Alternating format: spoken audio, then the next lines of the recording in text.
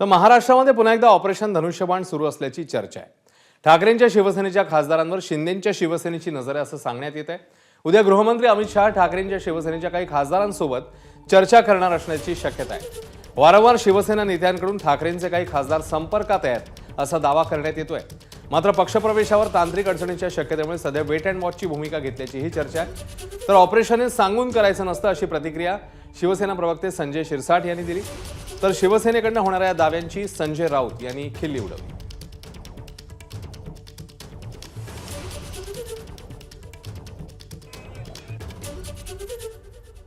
जसं तुमचं शिवधनुष्य ऑपरेशन तसं टायगर ऑपरेशन पण आहे। टायगर ऑपरेशन आणि शिवधनुष्य ऑपरेशन ही सायमल्टेनियसली दोन ऑपरेशन चालू आहेत। त्याच्यामुळे कुठच्या ऑपरेशनमध्ये कुठचे आहेत हे काही कालावधीनंतर तुम्हाला कळतील। जे काय आरोप आमच्यावर करतात की 20 तुमच्यावर आहेत, 40 तुमच्याबरोबर आहेत, 60 तुमच्याबरोबर आहेत, भटकती आत्मा आहे। फक्त काही लोकांनी लक्षात ठेवावं, ही भटकती आत्मा कधी मानेवर बसू शकते। त्याच्यामुळं तुमच्या ह्या बोलण्यामुळेच उबाटा तुटते। वाटतं की हे पुन्हा फोडाफोडीचं राजकारण हे महाराष्ट्राला आवडेल? हे फोडाफोडीचं राजकारण नाही। मला नम्रपणानं सांगायचं आहे की हे अजिबात फोडाफोडीचं राजकारण नाही। हे काही लोकांना रिअलाईज झालंय की माननीय एकनाथ शिंदे साहेबांनी घेतलेला निर्णय हा अतिशय योग्य होता। ऑपरेशन हे सांगून करत नसतात, ऑपरेशन हे ऐन वेळेला करायचे असतात आणि त्याची सूचना एकनाथ शिंदे साहेब ज्या दिवशी देतील त्या दिवशी ते ऑपरेशन सक्सेस करायचं काम हे आमचं राहणार आहे।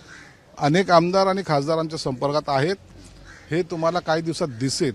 परंतु योग्य वेळ जे काही मॅजिक फिगर जी लागते ती मॅजिक फिगर मॅच झाली की हे सगळं ऑपरेशन सक्सेस होणार आहे। माननीय उद्धव ठाकरे साहेब, आदित्य ठाकरेजी, संजय राऊत या तिघांनी त्यांच्याकडे अर्ज केला प्रवेश द्या म्हणून। तेवढंच बाकी आता की BKCच्या त्यांच्या सभेमध्ये आता आम्ही तिघेच प्रवेश करायचो बाकी आहोत, बाकी सगळे त्यांच्या पक्षामध्ये आलेले आहेत। दावोसमधून जाहीर करावं त्यांनी, ते बसलेत नाहीत तिकडे उद्योगमंत्री। आणि संध्याकाळी आम्ही त्यांच्याकडे अर्ज केलेला आहे, कॉप्या देतो तुम्हाला, आम्हाला प्रवेश द्या म्हणून।